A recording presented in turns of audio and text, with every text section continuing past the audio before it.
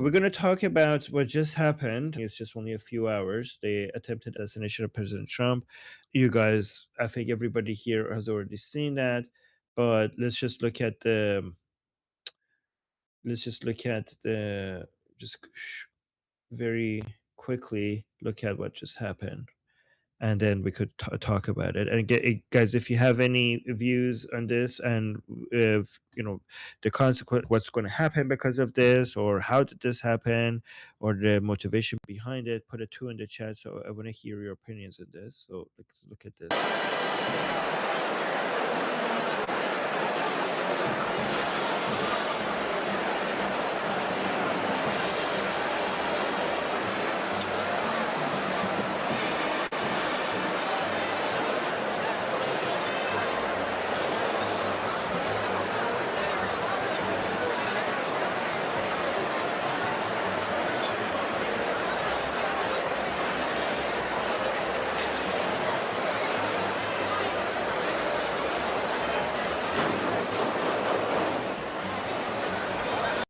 So you could hear the gunshots. I think they can't tell that these were gunshots.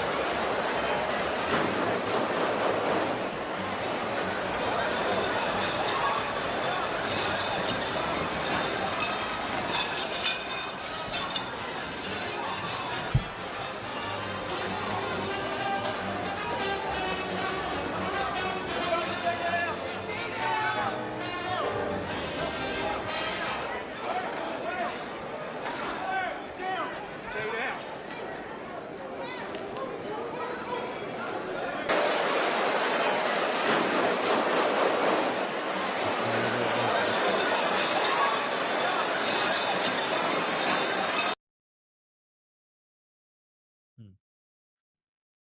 Not sure. All right, so let me just, I don't want to keep showing this, but a meme came out of this immediately. This meme was going viral. So just wanted to share that here as well. This is the third time they tried to assassinate President Trump. Third time that was publicly visible, at least. I think President Trump has broken a record when it comes to presidents who have been trying to assassinate him. This is a video of the man trying to get through. Here, President Trump posted this. Lieutenant Hudson, you monitoring this there?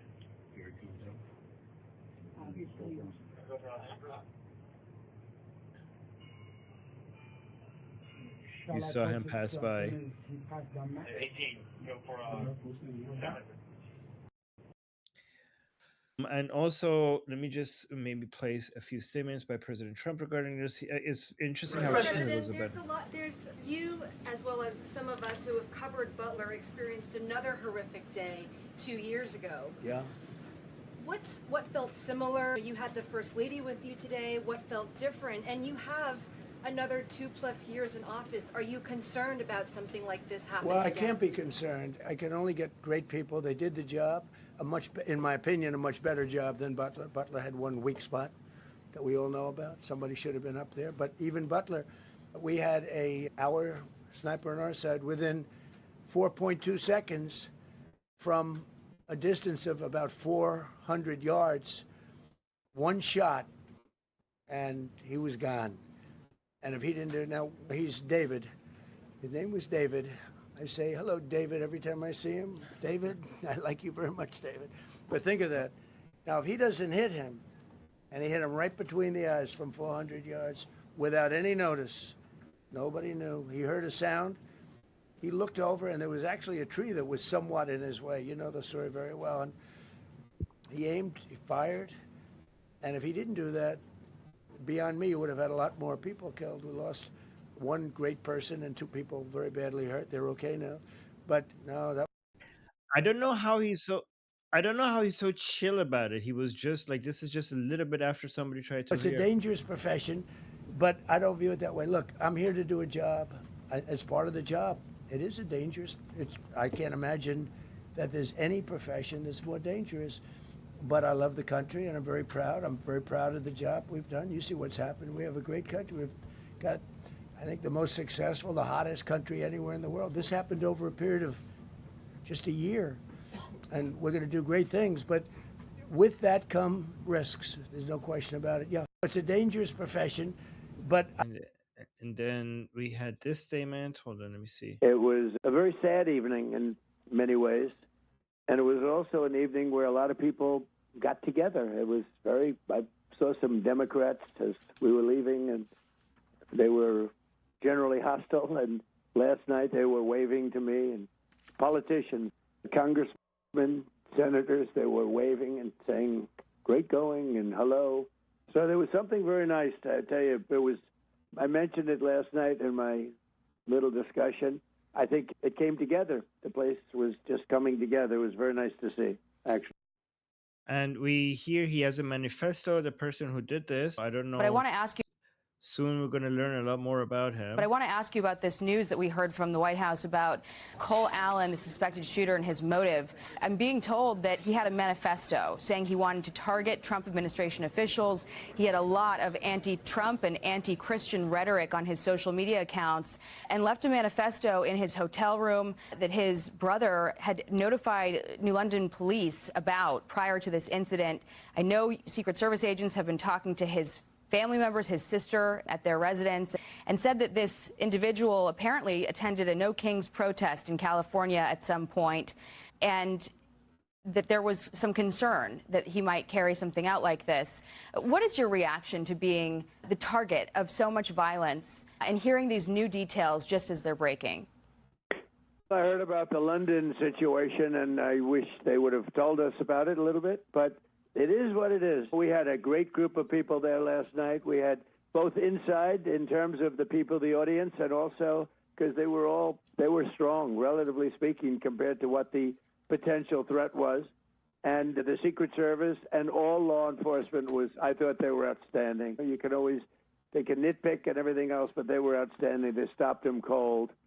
And there was no games being played, that I can tell you. And you just look at them, these were strong, solid people who've got to get paid. This is a group that is not being paid. If you think about it, the Democrats are holding up their pay, and I think maybe they'll loosen up a little bit now because I thought great talent was displayed last night. Bravery, but talent. He came in running like he was an NFL running back, frankly. He was very fast, and they just stopped him cold. And there was no question. He never even came close to getting by the doors or getting through the doors. And if he did, there were so many people in there too, also security, and you have to go through a lot of layers. They did really a good job. I was very satisfied with it. So were most other people. Okay, so here's the last point I want to make before I hear what you guys have to say. Here's what we know about him. His name is Cole Thomas Allen, a 31-year-old engineer and tutor from California with no prior criminal record. So his views, these are his views, extreme anti-Trump and anti-Christian. He associated with protest groups, made a small donation to a Democratic PAC, and viewed the administration as oppressors and criminals. So the motive is radical vigilantism. He sent a manifesto to his brother stating his intent to assassinate administration officials from the highest ranking down to stop their perceived crimes. On the attack, he bypassed exterior security by booking a room at the event venue. Really, he rushed an interior checkpoint, shot a Secret Service agent who was saved by the bulletproof vest. So the Secret Service agent is okay, and was instantly tackled and arrested. And the president is obviously unharmed. So the only person that might have some injuries is the Secret Service agent who was shot. And the vest apparently did its job, and he's okay. So those are the updates we have so far. All right, let's go to the twos, I guess. Responses. Okay, Jeffrey is first on the list. Yeah, I knew some people out at the event. You've touched on a lot of the key points about who this person is. I think it's important because it outlines how this happens, right? And the role and the importance of what's going on. It also is very much rhymes with what happened to His Highness Prince Reza Pahlavi. So you have a guy, he's 31 years old. He's not dumb, right? He got a degree in mechanical engineering. He earned a master's degree in computer science. This guy isn't dumb. You have a person who is a radical left winger, radical. He's a part-time teacher. He does indie game stuff.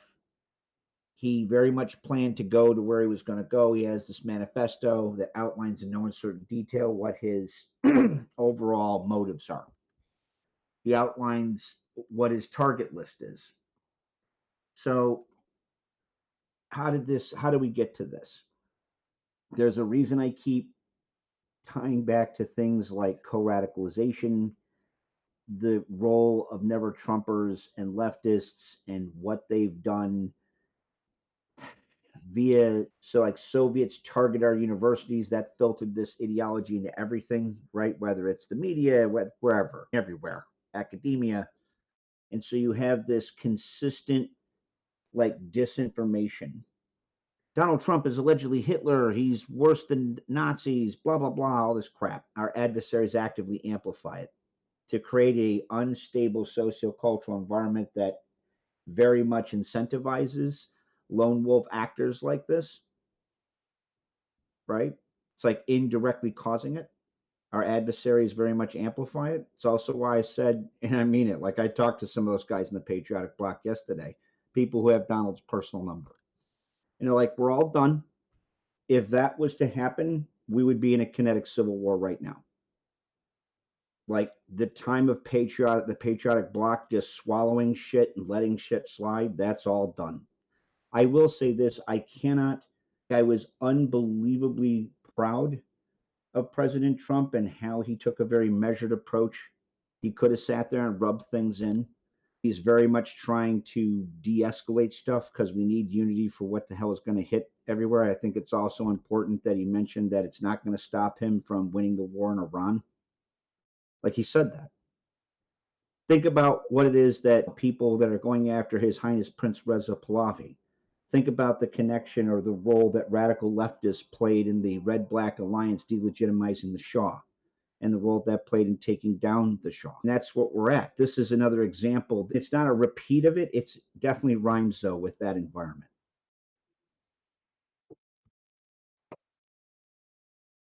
Perfect. Thank you. Okay, Noah. Yeah, I was watching a show last night when I saw the news pop up on my phone, and I was shocked at what happened. Having said that, he's taking it rather well, considering this is the second time this has happened to him. He's pretty, like Jeffrey said, he's pretty chill, and it's getting crazy in the United States, in this country, that the amount of political violence over the past 2 years has been going up like crazy. You've had Butler, you've had the other attempts that has happened to President Trump, you've had Charlie Kirk, you've had these shootings in Minneapolis against those state lawmakers. I could go on and on. It's getting almost out of control. And yeah, I also agree with Jeffrey. If he had been assassinated last night, we would be in civil war.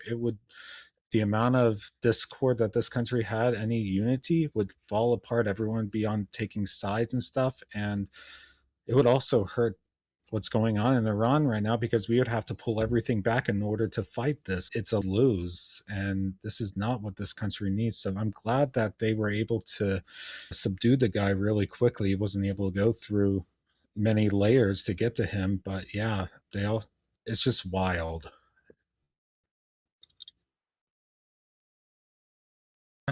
Yeah. Okay, and then next is Daniel.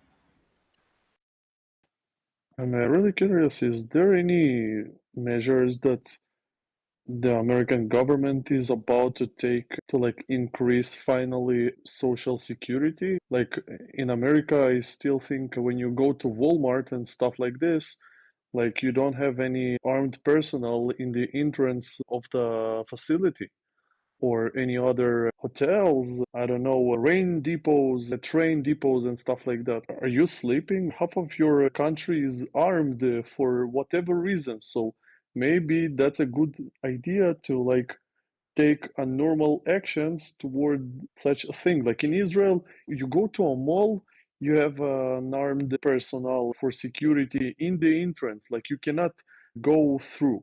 And even then we had some issues, like in the central stations of the bus, of the train. Like the train in Israel is the most secured facilities. I don't know. Is there an actual measure that is about to happen, or what are the mechanics of taking such measure? I think Jeffrey would be the best to address that. 'Cause- So, in response to some of the increase in organized retail theft, crime, and riots, I'm going to use an example of New York City. We tried that. So did France during the 70s. You're not wrong. Israel's approach towards security is like second to none. They got their shit together because they have to.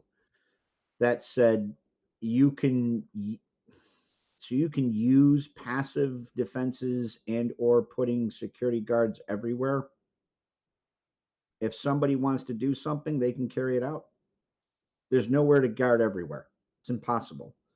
So, like in the 70s, the French, like France, in response to pro Soviet terrorists and doing all their shit all throughout France, almost essentially turned France into an armed camp. They had like sandbags around critical infrastructure and museums and guards and all the rest of it, and still it happened. There's a reason you have to engage in things like proactive policing. There's a reason that Israel rightly does things like mowing the lawn, or that the Mossad takes a very proactive approach towards eliminating threats before they get to a point where they can harm you, say like the beeper campaign. You're not wrong, Daniel. Passive approaches, passive defensive approaches, upping the security definitely is a tool in the toolbox. It's definitely a pellet and silver buck. It's not a silver bullet.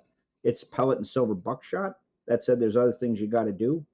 We tried that with like regards to New York City and the riots. We put guard on 1,000 New York, like New York Army National Guardsmen in the subways, and they had a hard time even covering all the subways.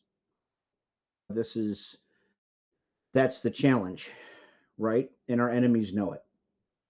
Our mutual enemies know it. Radical leftists, pro mullahs, Putin, Xi, shake a stick, you'll hit an asshole. They can check that off the bingo card, right?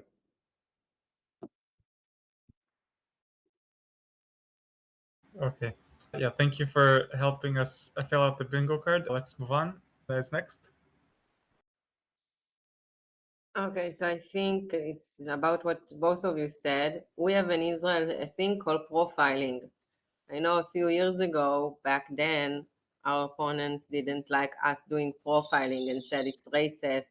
And there was a lot of critique about this approach to whatever. But profiling works for us with the security measurement that we do. So yeah, we are a small country, we can do, you are a much bigger country, but profiling is more easy. And this guy on profiling was for sure somebody will catch him in a net. His profile is like profiling material, right? When you do profiling, it's not just the terrorist. It's the naive person that help him. It's the mean person that help him. And it's like you have all kinds of narratives of people profiling like characters that can take this bad actions against society, and you can filter them like in a net. It's more efficient. And now when you have cameras everywhere, it's even more easy to find these people moving. Like this person was on our list of weirdos, and all of a sudden he's moving across countries, doing something random, doing something, I don't know. Yeah. And Sadato? So the lone wolf thing, it seems like it obfuscates the fact that it's possible that people like him could be co-opted by some of the. For instance, he was at a No Kings rally, which to me shows a fingerprint of possibly being co-opted. Like Lone Wolf, yeah, he's obviously a loon, a brilliant guy, obviously Caltech graduate, but guys like that could possibly be manipulated, right? Or who knows? Is Jeffrey? Can you address that possibility? That was my point when I sat there and said a lot of the actors that are pushing disinformation, like President Trump is Hitler, or he's going to destroy the world, blah, blah, blah, ISIS, Gestapo. Once you start doing things like that, then you don't have to tell somebody, go, hey, so and so, go do something like that. You just have to create the environment that would incentivize lone actors to do whatever they want to do, whatever you want them to do without actually telling them to do it.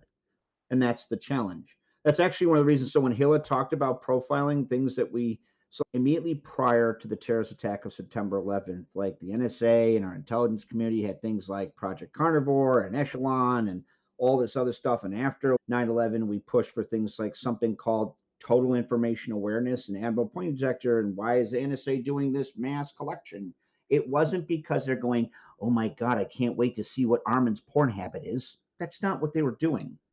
What they were doing is they went, wow, the operational environment, the operational impact of these global socioeconomic and technological trends has so changed the environment where traditional organizational structures, hub and spoke or spiderweb, meaning you have nodes with defined organizational operational ties between them, like between terrorist cells, no longer solely or predominantly define the operational environment. Rather, it's like a distributed cloud. And so a bad guy puts a ping out, right? That's sent throughout, say, the internet, the mainstream media, pick any number of, pick anything, right? When it hits a receptive node, they hear that, they self-incentivize and act out what you want them to do without you even saying, do blah, blah, blah, blah. Yeah, man, that's the primitive version of that is directly what undermined perceptions of legitimacy of the Shah and allowed the Red-Black Alliance bastards to do what they did. Now you're seeing the contemporized version of that, except for now it's at the speed of light everywhere because of the internet, because of 24-hour news, because of pick whatever. Very apt observation, Sadato.